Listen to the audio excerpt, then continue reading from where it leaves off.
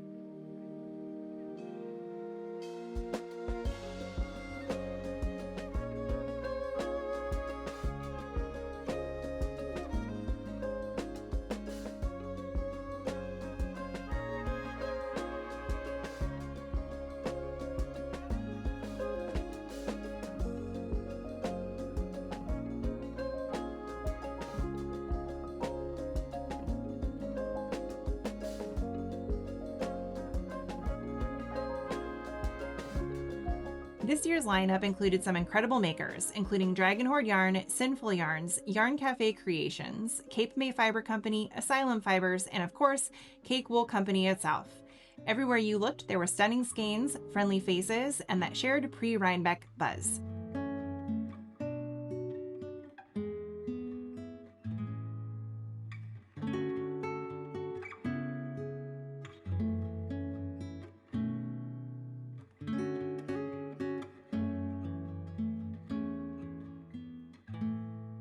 The crowd was definitely there, but totally manageable. You could actually take your time browsing and chat with the dyers without feeling rushed. Some booths were more packed than others, sure, but overall it was a much more relaxed, friendly vibe than the shoulder-to-shoulder chaos you sometimes get at New York Sheep and Wool on Saturday.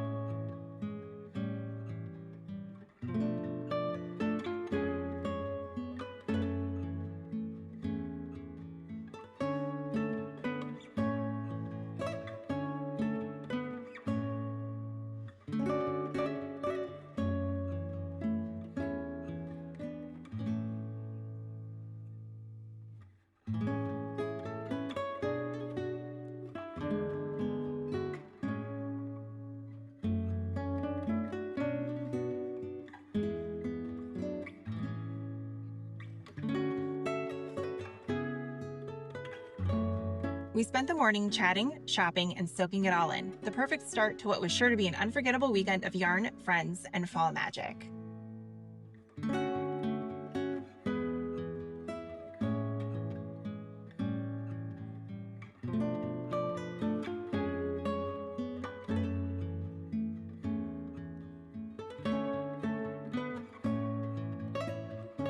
We left the warmth of Cakepalooza behind and hit the road again, winding through the Hudson Valley in full fall glory. The leaves were golden and auburn, the air crisp, and I couldn't help but feel the anticipation building. We were heading to our next stop, Untangled at Rhinebeck.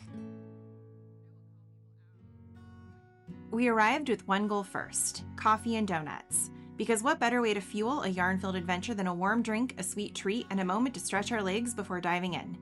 What'd you get? Pistachio cardamom. Oh. Not my bag, but it looks good. My chocolate. Woohoo. With taste buds satisfied, we made our way into the open-air pavilions.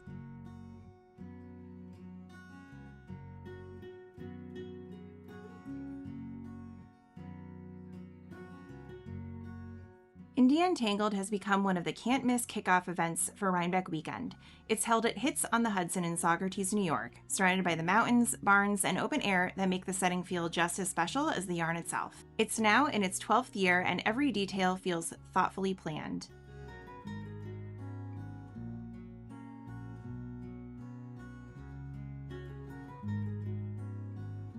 Like Cakepalooza, the ticketing system uses timed entry, so instead of massive crowds all rushing in at once, visitors arrive in waves.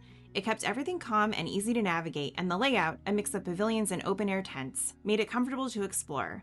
You could actually stop, chat with dyers, and really enjoy the experience without being shoulder to shoulder the entire time.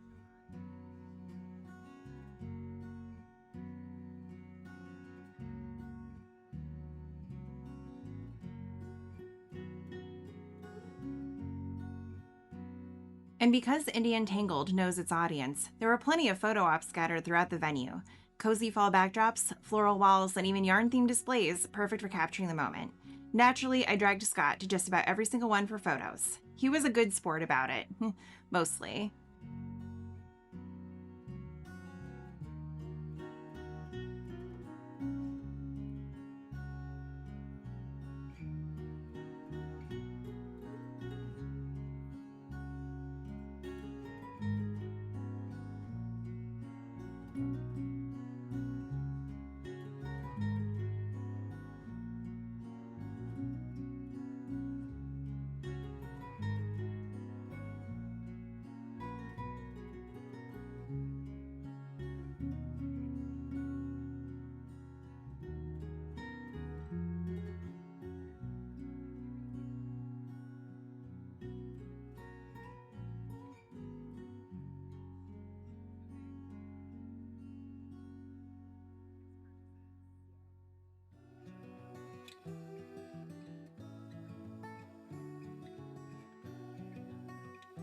The vendor lineup was incredible this year. More than 40 independent makers showcasing everything from small batch yarns and fiber to handmade bags, tools, and accessories. Each booth felt like a little world of its own, bright, colorful, and packed with creative energy.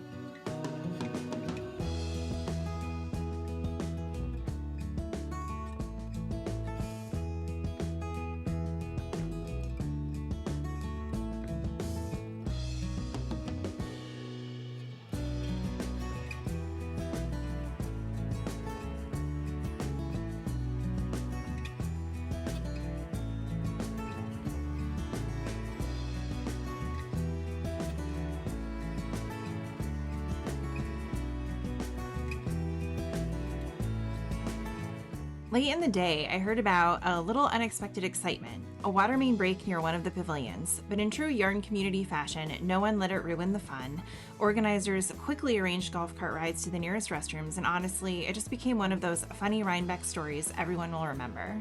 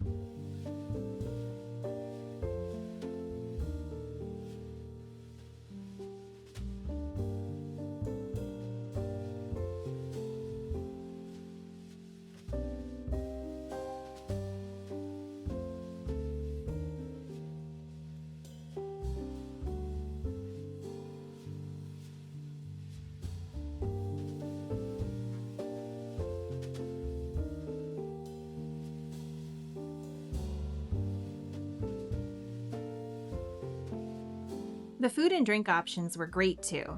Plenty of local trucks, shaded seating, and spots to sit and knit between shopping sessions. You could relax, snack, and people watch while surrounded by fiber friends from all over.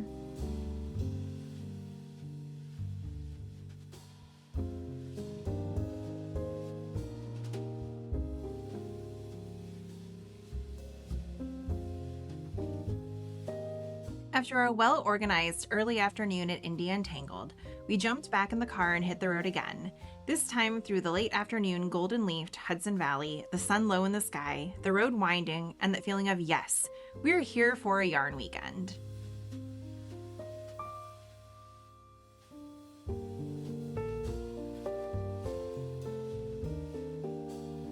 Our destination? A Woolen affair, held this year at Hutton Brickyards in Kingston, New York. According to the event website, it's a full-day celebration of fiber, food, music, and makers.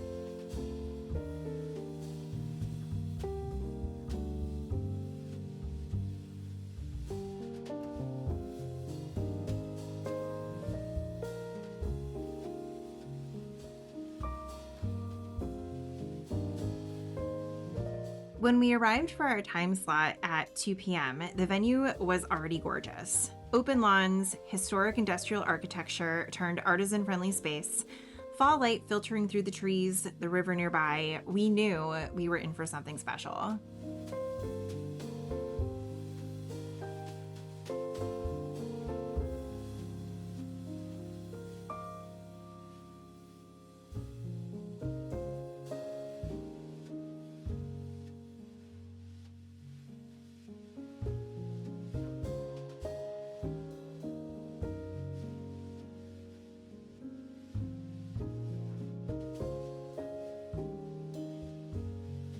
The crowd at a Woolen affair wasn't much different from some of the other festival scenes we'd seen earlier, but it did get a bit more crowded in the aisles. Some of the vendor rows were definitely a tight squeeze, but it still had that relaxed, glorious autumn day vibe. You could pause, look around, breathe the air, and soak in the whole thing without feeling totally overwhelmed.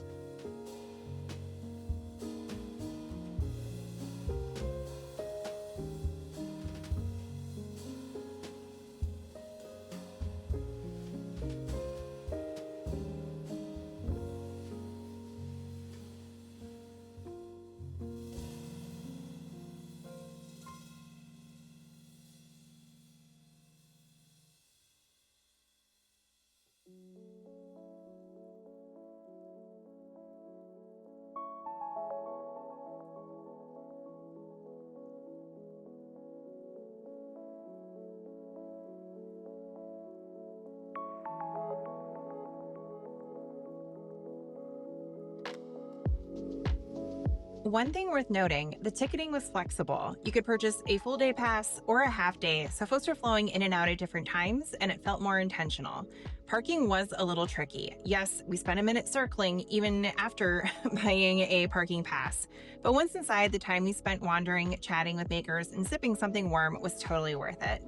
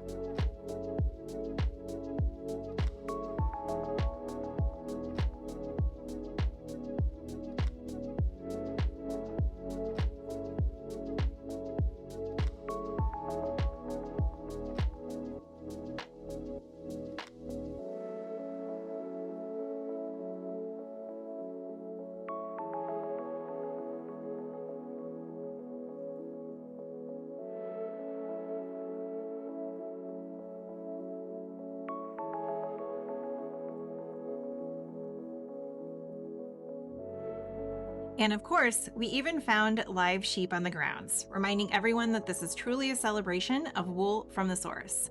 A perfect photo moment on our Yarn Weekend adventure.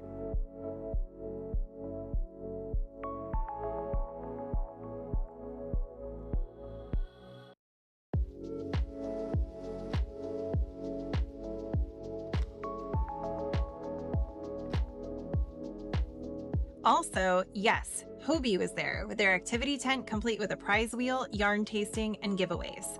I dragged Scott over and we both took a spin. So fun, and I actually won a bag. Scott won nothing.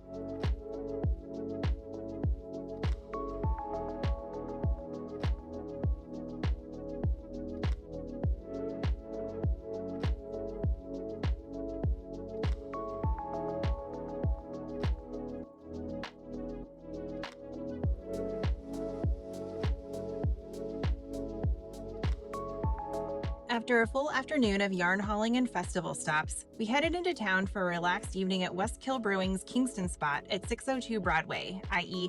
Westkill Supply, a more urban, cozy taproom version of their mountain location. According to drink culture experts, this location helps make Westkill one of the 30 best breweries in the country. We found a comfortable corner, ordered pints, and I pulled out my almost finished Rhinebeck sweater. There's something so satisfying about knitting in a lively taproom. The hum of conversation, the clink of beer glasses, a good band playing softly, maybe loudly, in the background, and the warm wool in my lap. Westkill Brewing is known for its community-first ethos, and though this location is in town, it carries the same attention to craft in place. Clean pours, friendly staff, local food pop-ups, and a welcome vibe. To be clear, this is just the beer from tonight. Yeah, this is still way less yarn than what you got. So the beer I got yesterday's here. No, you have three Just a couple. large, no, you have three large No, whatevers no, over I there. don't. No, I don't. Zooming in on it. One of those is wine. Got Oh, that for you. That's fine. We liked the beer tonight. I liked the place. I like the beer. It was very crowded, but I liked It wasn't the really brewery. in it. It was definitely very crowded when we left. The band outside was good.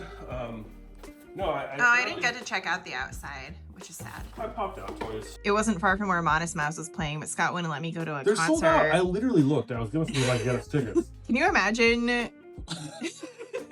3 yarn festivals and then a concert, stumbling home at midnight, and then leaving for Rhinebeck? I'm imagining it right now and I hate it. Yeah, I don't know if you're out this way. Westkill, really good. And I guess I heard the main location is really beautiful, like up on a mountain. Thanks so much for joining us for our first full day of yarn festivals. It was such a fun kickoff to Rhinebeck weekend. Be sure to come back soon for the final video in the series when we actually head to New York Sheep and Wool. If you're enjoying this kind of content, don't forget to like, comment, and subscribe, and I'll see you soon.